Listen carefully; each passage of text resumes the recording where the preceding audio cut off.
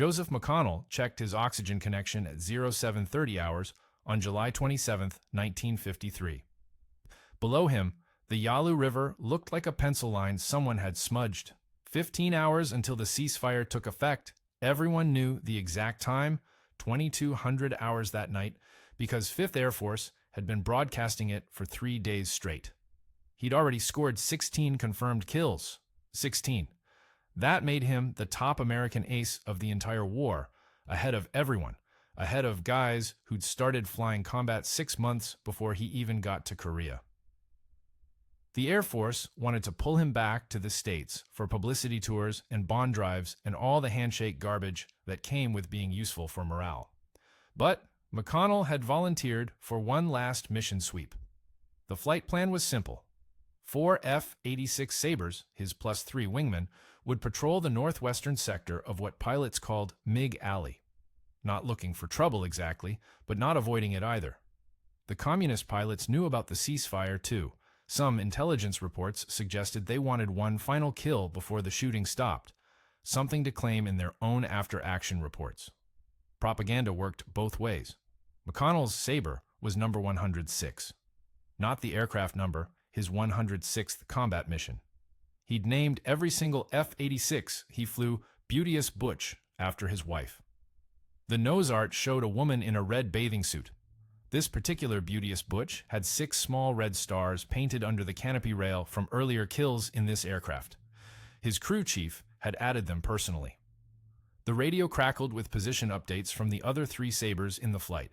Standard procedure. McConnell scanned the horizon and saw nothing but empty sky and that hazy morning light that made everything look two-dimensional. Korea in July meant heat shimmer even at 35,000 feet.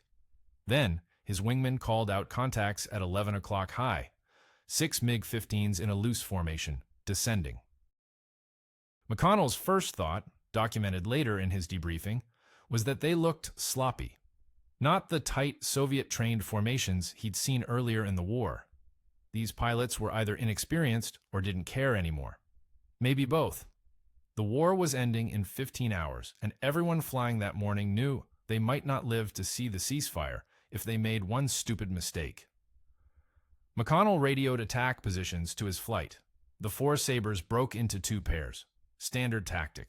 1 pair goes high for energy advantage, 1 stays level for the intercept. He took the level approach with his wingman Lieutenant Sam Young on his right wing, about 1,500 feet out. The MiGs saw them.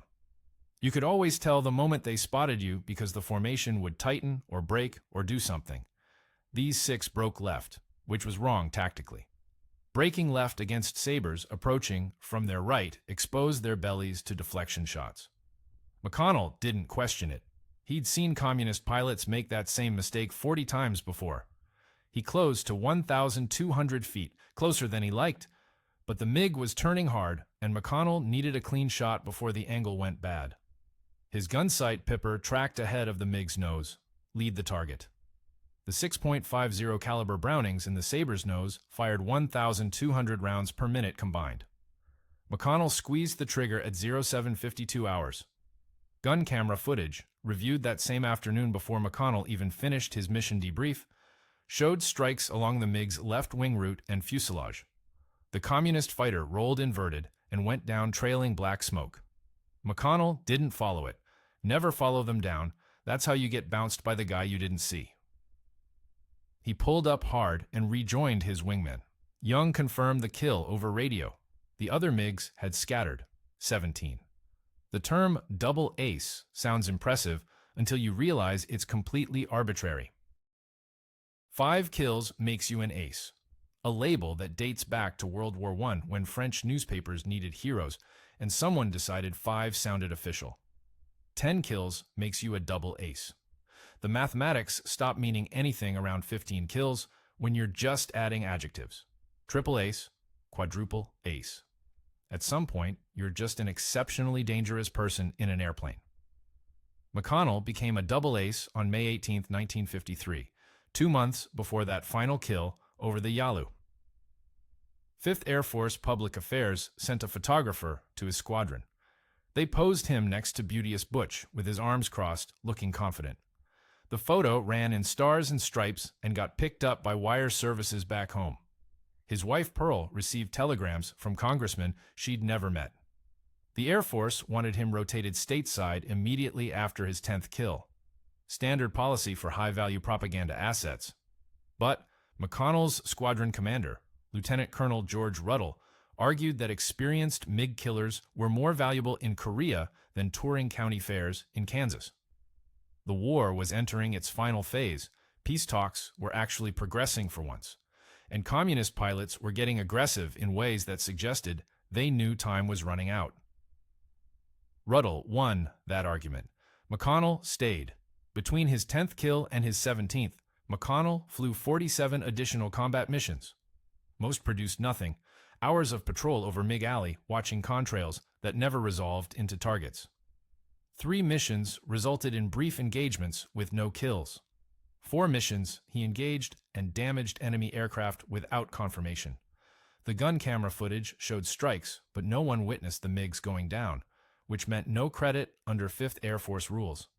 I've always found it strange that McConnell volunteered for that July 27th mission. His rotation date was already approved. He had orders cut for Travis Air Force Base in California, scheduled to arrive August 4, 1953. Pearl and their 3 daughters were waiting. The war was ending in literal hours. Flying one more combat sortie gave him nothing except risk. His wingman Sam Young said later, in a 1988 interview with Air Force magazine, that McConnell told him he wanted one last look at MiG Alley before it became just another river valley. That quote always felt too poetic to me. Pilots don't talk like that in ready rooms. But Young insisted that's what McConnell said, so I'm including it. The other possibility, purely my speculation, is that McConnell understood how rare his position was. He held the record for American kills in Korea, 17 total at that point. But the ceasefire meant that record would stand forever. No one could break it because the shooting would stop. Maybe he wanted to pad that lead, make the record harder for historians to asterisk or diminish. Give himself one more kill that no future pilot could ever match because there wouldn't be future kills. That's probably too cynical.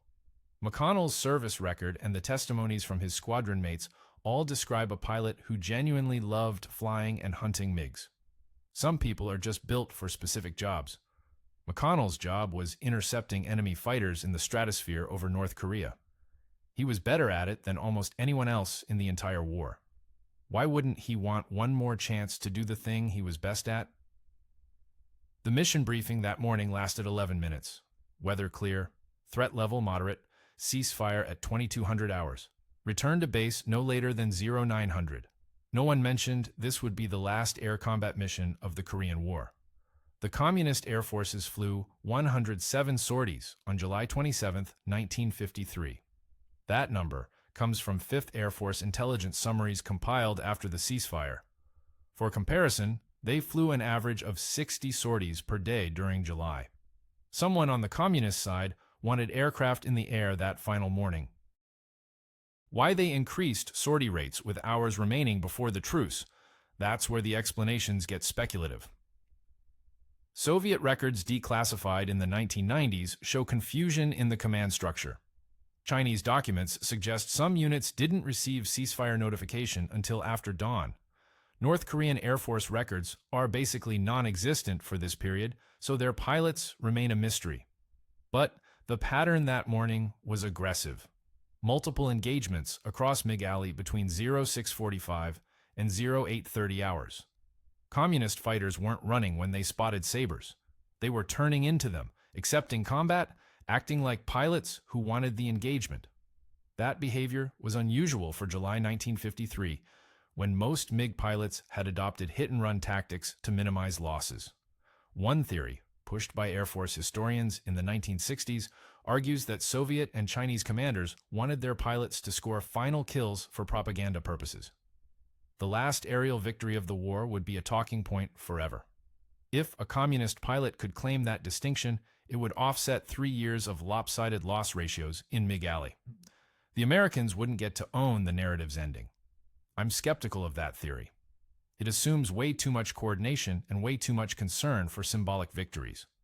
Wars don't end with commanders thinking about how future historians will frame things. Wars end with exhausted people trying not to die in the final hours. The more likely explanation is simpler. Some pilots didn't trust the ceasefire would hold. Korea had seen peace negotiations collapse 6 times since 1951. Pilots who'd survived 2 years of combat probably assumed this ceasefire was just another false start.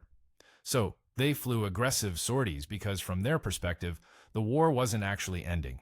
It was just pausing before the next round. The MiG-15s that McConnell engaged at 0752 hours came from an airfield near Antung, just across the Yalu in Manchuria. American reconnaissance had photographed that base extensively. It housed a mixed unit, some Soviet instructors, mostly Chinese pilots, a few North Koreans. The specific 6 MiGs that scrambled that morning were almost certainly Chinese based on tactical patterns, though I've never found definitive confirmation. Their flight profile made no sense. They climbed to altitude, crossed into North Korean airspace, then descended toward the Chongchon River Valley, where they knew American patrols operated every morning. That's not defensive flying, that's hunting. They wanted contact. Radio intercepts from that morning, partially declassified in 2003, show Communist ground controllers directing multiple flights toward known American patrol sectors. The transmissions used standard tactical codes, nothing unusual. But the volume of radio traffic was heavier than normal. Someone was coordinating something. McConnell's engagement at 0752 wasn't the only combat that morning. 2 other Sabre flights reported MiG contacts between 0730 and 0815. One engagement resulted in a probable kill that was never confirmed. The other ended with the MiGs breaking off after 30 seconds. Both flights returned to base without damage. The weather report from Kimpo Air Base that morning noted visibility at 12 miles with scattered clouds at 15,000 feet. Wind from the northwest at 8 knots. Temperature 78 degrees on the ground.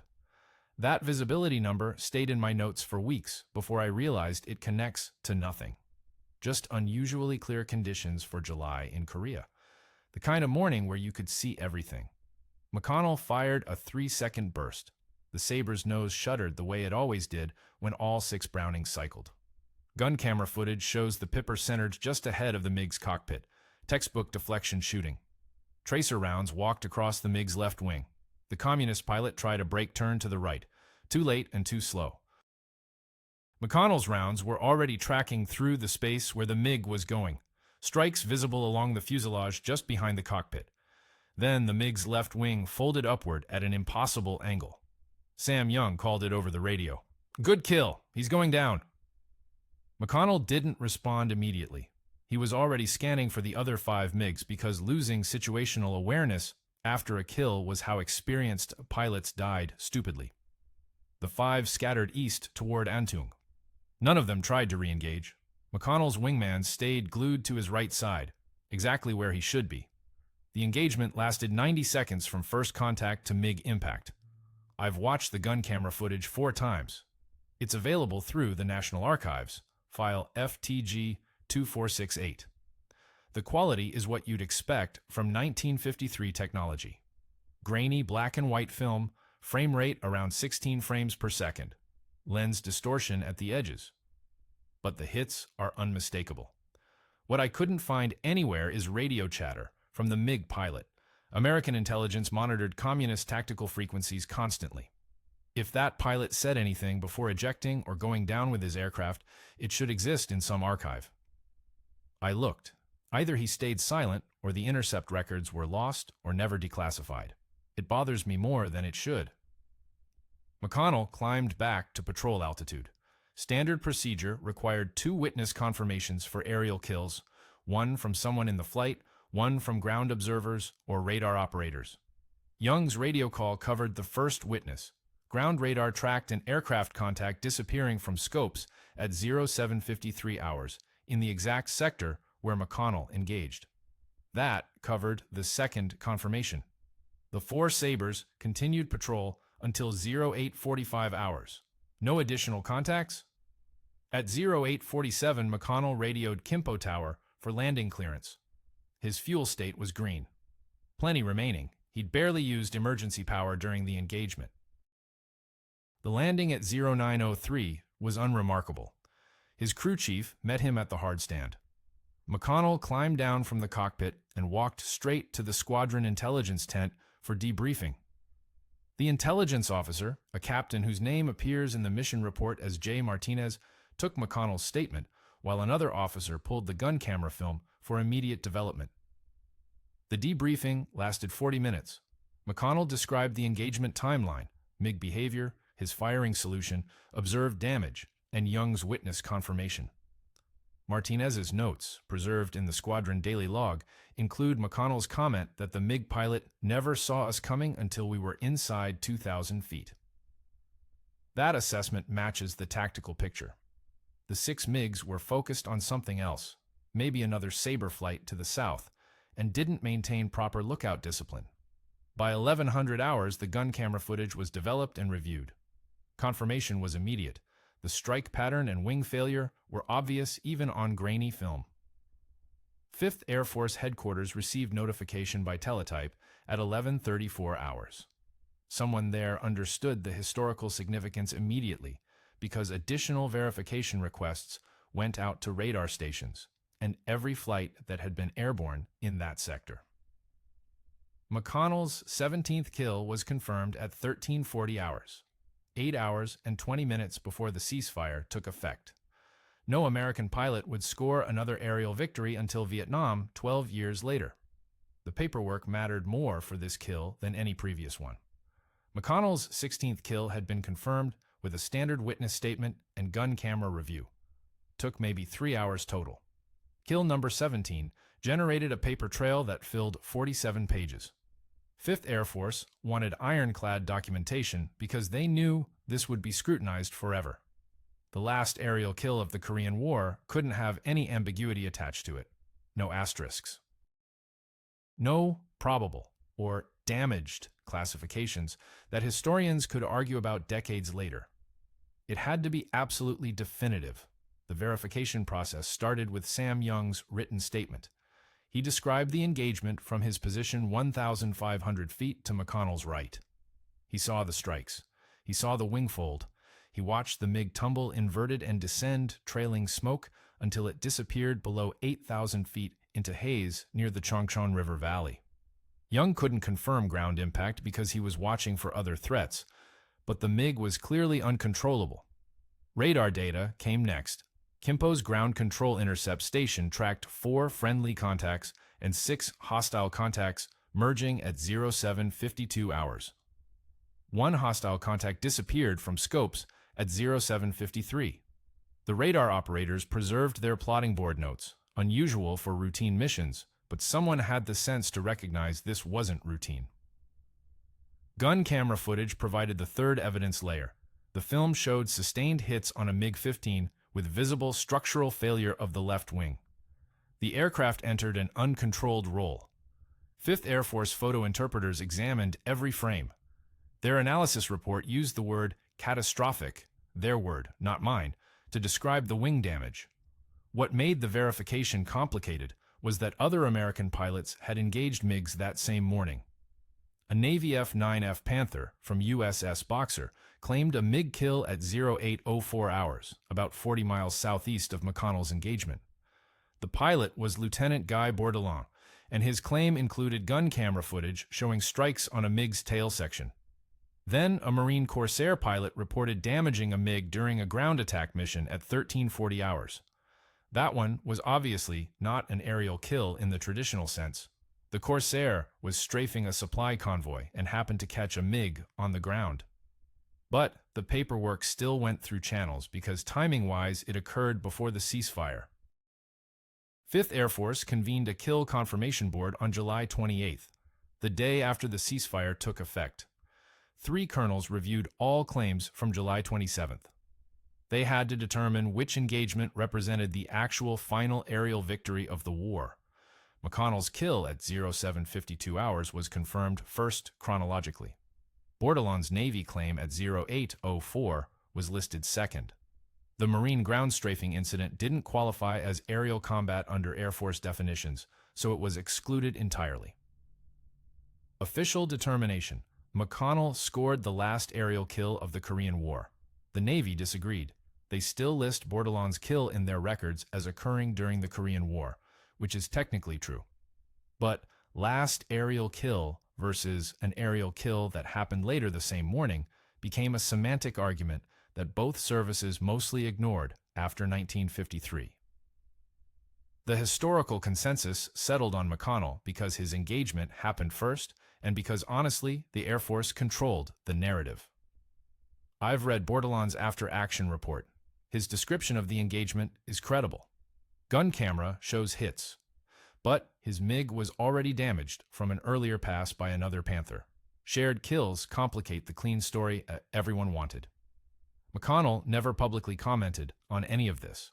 By the time the verification debates were happening in official channels, he was already back in California preparing for his next assignment.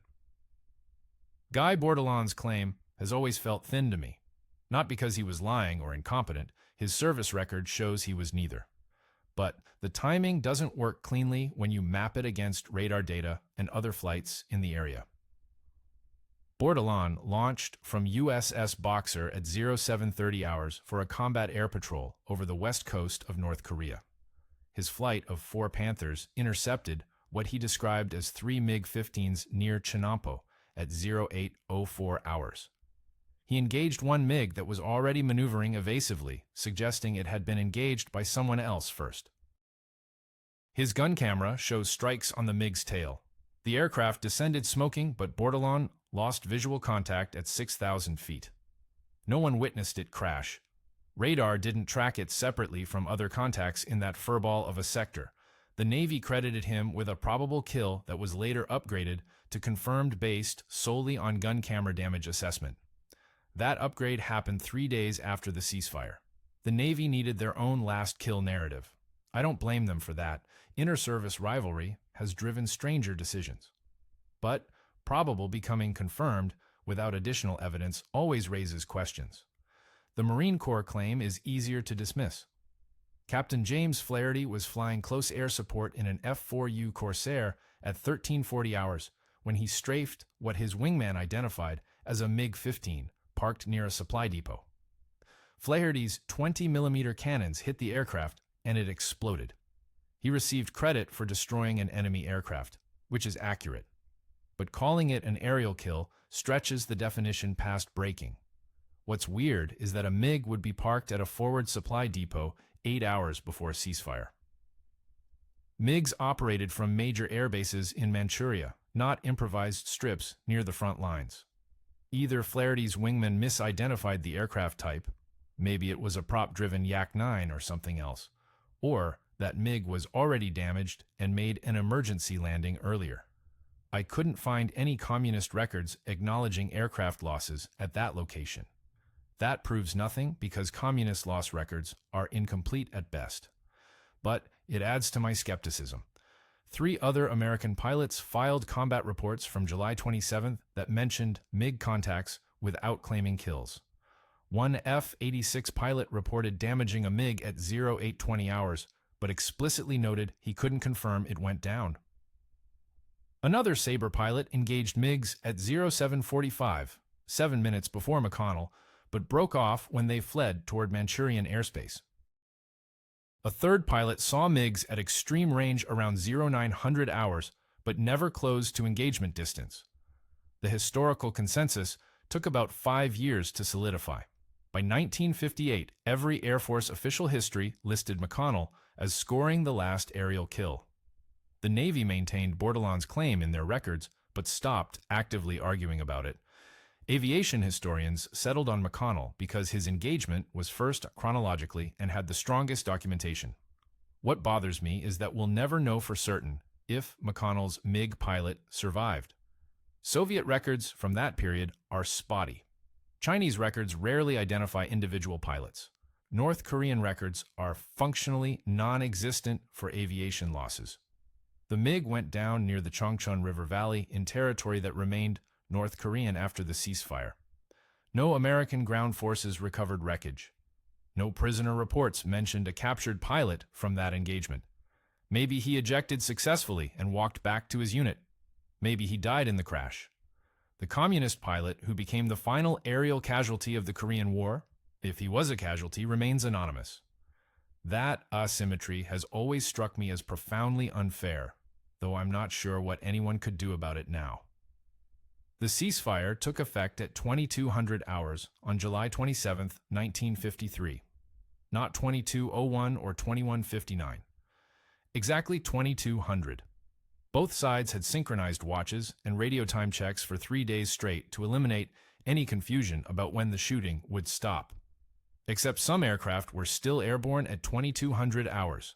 5th Air Force had ordered all combat patrols to terminate no later than 2130 hours to ensure every aircraft was on the ground before the ceasefire. Most squadrons complied, but at least 3 Sabres were still over North Korea at 2200 for reasons that remain unclear from the mission reports I've read. One flight of 2 F-86s was returning from a reconnaissance sweep near the Yalu when 2200 hit. The flight leader, Captain Robert Baldwin, described the moment in a 1971 interview with Air Force historians. He said the radio went completely silent. Not silent like everyone stopped talking. Silent like someone had thrown a switch and killed every transmission simultaneously. Baldwin kept flying south toward Kimpo. His wingman stayed in formation. Neither saw any MiGs, neither saw any ground fire. The war just stopped around them while they were still in enemy airspace. They landed at 2218 hours without incident. Another Sabre, call sign Dentist 4, had been flying a lone weather reconnaissance mission over the West Coast. That pilot's identity doesn't appear in any declassified documents, which is strange because solo missions usually generated extra paperwork. He radioed Kimpo at 2203 hours requesting landing clearance. Tower asked if he had any contacts. He reported negative. Landing time logged as 2227 hours. The strangest case involved a Navy patrol from USS Lake Champlain. 2 F-9F Panthers were on combat air patrol over Wonsan Harbor when the ceasefire took effect. They'd launched late due to a catapult malfunction. At 2200 hours, they were still 20 minutes from the carrier. Communist anti-aircraft batteries around Wonsan had been firing at American aircraft for 3 years straight. These 2 Panthers flew directly over those gun positions at 2204 hours. Nothing happened. The gunners didn't fire. The Panthers flew through the most heavily defended airspace in North Korea and received 0 reaction.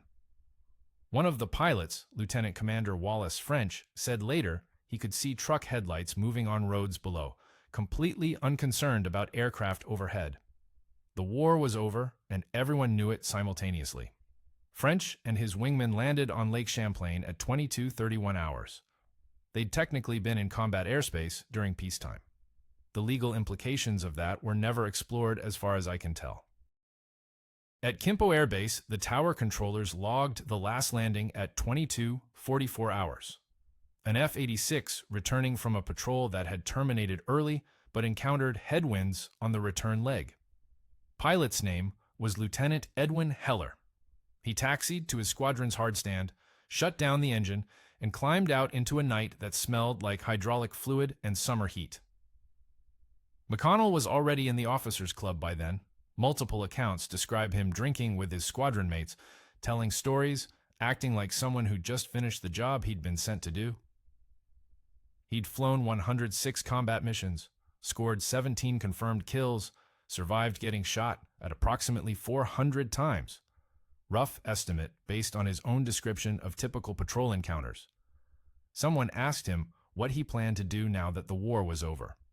McConnell said he was going home to California, going to see his wife and daughters, and then he was going to keep flying. Test pilot work maybe, training new fighter pilots, something that kept him in cockpits. He had 10 weeks and 1 day left to live. McConnell arrived at Edwards Air Force Base in California on August 15, 1953. His orders assigned him to the fighter test section, where the Air Force evaluated new aircraft before approving them for operational squadrons. The job was considered safer than combat flying. Test pilots dealt with mechanical problems, not enemy fighters shooting back. He flew the F-86 Sabre for the first time on August 20th. The H model was different from the F-86F he'd flown in Korea. Bigger engine, stronger airframe, designed for low-altitude ground attack rather than high-altitude dogfighting.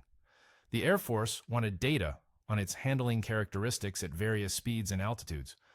McConnell flew 9 test flights in the F-86H between August 20th and August 24th.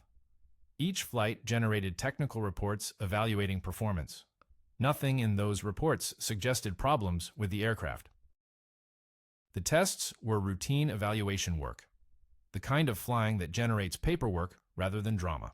On August 25, 1953, at approximately 14:45 hours, McConnell took off from Edwards in F-86H serial number 52-1981 for another test flight. The mission plan called for high-speed runs at low altitude over the Mojave Desert test range. Standard profile for evaluating structural loads and control response. Witnesses on the ground saw the F-86H enter a dive at around 1520 hours. The aircraft was approximately 6 miles south of the base at 5,000 feet altitude. McConnell appeared to be conducting a planned test maneuver.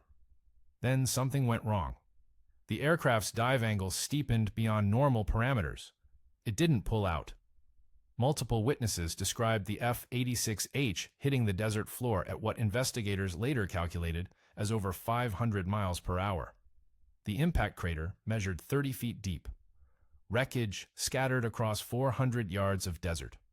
McConnell died instantly. His body was recovered from the wreckage that evening. The crash investigation took 6 weeks. Investigators examined every piece of debris they could find. Engine components, control surfaces, cockpit instruments, everything. The final report identified the probable cause as control system failure, possibly related to hydraulic pressure loss during the high-speed dive.